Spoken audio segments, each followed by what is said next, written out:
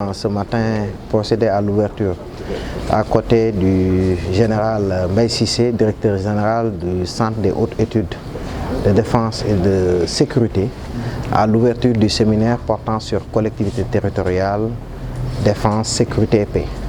Comme vous le savez, le CHETS, qui est une institution, en tout cas un centre créé depuis 2013 par son Excellence Monsieur le Président de la République, joue un rôle extrêmement important en matière d'études prospectives sur les questions de sécurité, de paix et de défense. Aujourd'hui, ils ont procédé, après le lancement à Dakar, au lancement de cette thématique qui concerne véritablement les collectivités territoriales dans la prise en charge des questions de défense, de sécurité et de paix. Comme vous le savez, depuis un certain temps, il y a eu un changement de paradigme dans la perturbation, en tout cas, si je peux m'exprimer ainsi, de tout ce qui est perturbation de l'ordre de manière générale à travers le monde, avec la résurgence de nouvelles menaces comme les phénomènes terroristes, mais également d'autres formes de perturbation de la paix avec les nouvelles formes de délinquance.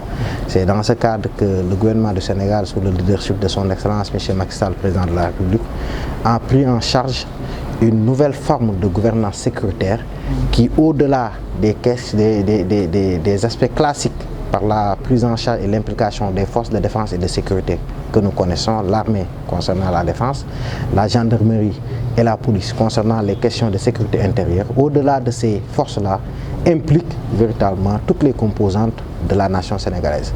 Ça a démarré déjà avec l'approche sécurité de proximité, comme vous l'avez constaté.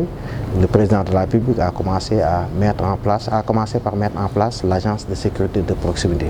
À la lumière, en tout cas, des résultats obtenus, nous sommes quand même heureux de constater qu'il y a une touche particulière avec des résultats très appréciables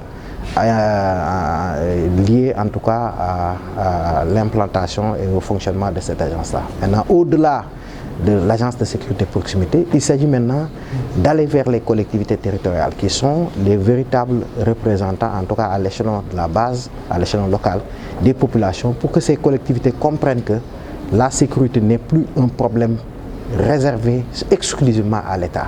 Aujourd'hui, avec les nouvelles menaces, avec les nouvelles formes de délinquance, comme je l'ai dit tantôt dans mon propos, il est nécessaire que chaque citoyen comprenne qu'il a son mot à dire, il a son rôle à jouer dans la prise en charge des questions sécuritaires. Vous avez vu, pas plus tard qu'avant-hier, ce qui s'est passé au Burkina. J'en profite pour présenter nos condoléances à ce peuple, à mes frères, avec véritablement des perturbations. Fort heureusement, nous, en tout cas au Sénégal, jusqu'à présent, on touche du bois, nous sommes à l'abri, mais il faut une posture de prévention, une posture, en tout cas, suffisamment apte à pouvoir réagir ou bien à pouvoir anticiper sur toute forme de perturbation de la paix et de la sécurité à travers le pays. Je suis le général de brigade Mbaye Cissé, directeur général du Centre des hautes études de défense et de sécurité. Ce séminaire a été organisé à l'intention de la zone nord qui regroupe donc les élus, les présidents de conseils départementaux, les maires des régions de Louga, Saint-Louis et Matam. Il rentre dans le cadre de ce que nous avons appelé le programme collectivité territoriale, défense, sécurité et paix, et vise à capaciter les maires et les forces de défense et de sécurité dans la prise en charge des questions sécuritaires. Et comme vous le savez, dans l'acte 3 de la décentralisation, le gouvernement a fait des territoires les socles, les rampes de lancement du développement socio-économique. Mais il se trouve que dans ces territoires, la sécurité ne fait pas partie des compétences transférées.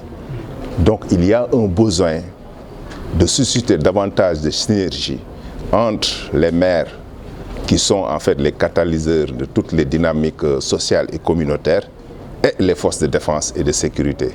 Les mettre ensemble, c'est quoi? C'est les amener à développer une approche horizontale de la sécurité. Comme je le disais encore une fois, le Sénégal, comme la plupart des États, n'a pas les moyens de développer une sécurité tout azimut, verticale, avec d'un côté les forces de sécurité et de l'autre les populations.